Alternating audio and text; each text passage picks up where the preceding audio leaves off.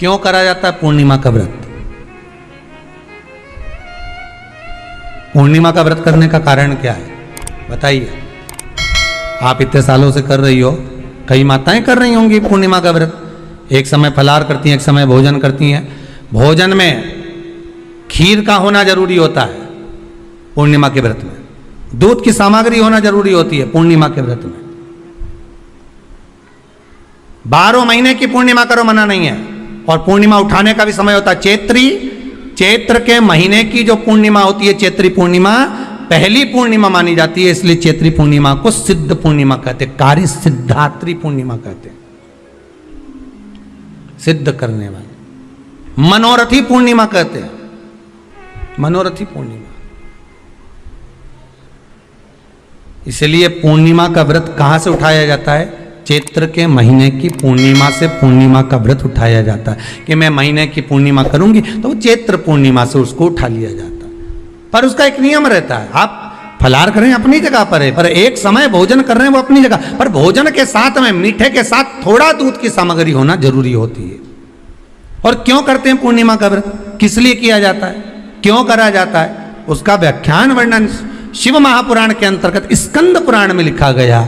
स्कंद पुराण में वर्णन किया है श्री वेद व्यास जी महाराज ने।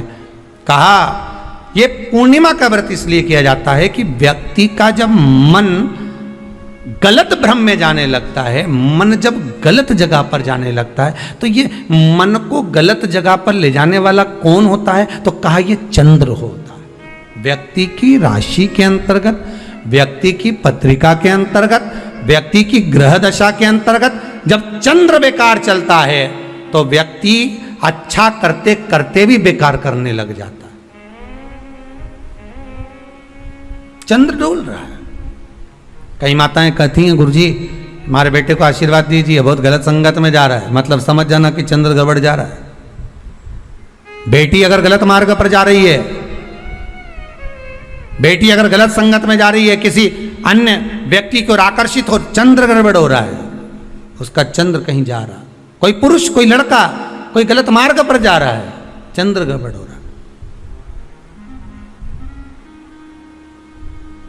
घर में जो क्लेश उत्पन्न होता है, घर में जो विवाद उत्पन्न होता है, उस विवाद को रोकने के लिए केवल चंद्र की ही, इसलिए तो पूर्णिमा घर की नारियां हमारे यहाँ हिंदू धर्म में यहां तक स्कंद पुराण में कह दिया कि प्रत्येक पूर्णिमा आप लोग कभी आप लोगों ने सत्यनारायण जी की कथा करवाई है? जितने लोग आस्था चैनल पर कथा सुन रहे हैं, जितने लोग फेसबुक यूट्यूब पर कथा सुन रहे हैं, यूट्यूब पर कथा का श्रवण कर रहे हैं, उनने कभी सत्यनारायण की कथा करवाई होगी। तो उसमें लिखा है हर कार्तिक, हर पूर्णिमा को, हर संक्रांति को ब्राह्मण सत्यनारायण भगवान की कथा या राजा या वैश्य कथा को कराता था या बढ़िया कथा कराता। सुनी कि नहीं सुनी ये बात? सत्यनारायण भगवान की कथा में लिखा है, स्कंद पुराण के अंतर्गत जो सत्यनारायण भगवान की कथा का स्मरण किया उसमें लिखा है प्रत्येक संक्रांति पूर्णिमा को सत्यनारायण की कथा करवाने लगा और ये योनि को प्राप्त हुआ, इस योनि से छूटा, इस योनि में गया। लिखा है, सब कुछ लिखा है। अब उत्ते से समझ जाओ कि पूर्णिमा को सत्यनारायण की कथा करने का बोला है।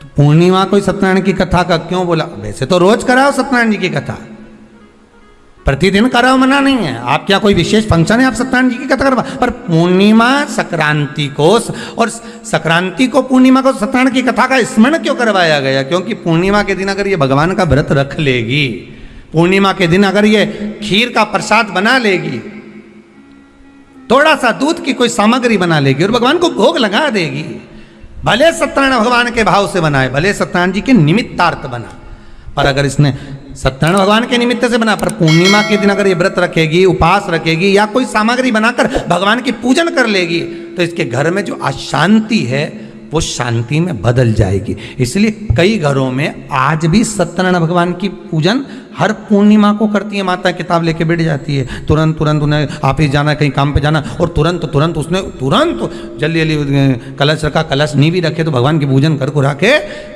ब्राह्मण देवता को बुला लेगी, ब्राह्मण नहीं आएंगे तो खुद कर लेगी, पर करती जरूर है। इतना सा आटा सेक लेगी, पंजेरी बनाई, सीरा बनाई, मिठाई रख दो, कुछ भी करेगी पर सत्यनारायण की कथा कर लेगी। उसका मन लग गया उसमें, मतलब पूर्णिमा को करना है। उसको करने से क्या होता है? शांति रहती है,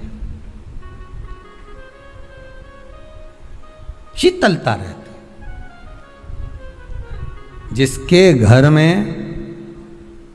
हर महीने की पूर्णिमा को खीर बनती हो, ध्यान दीजिएगा, बहुत सुंदर संवाद चल रहा है, बहुत ध्यान देने वाली बात है।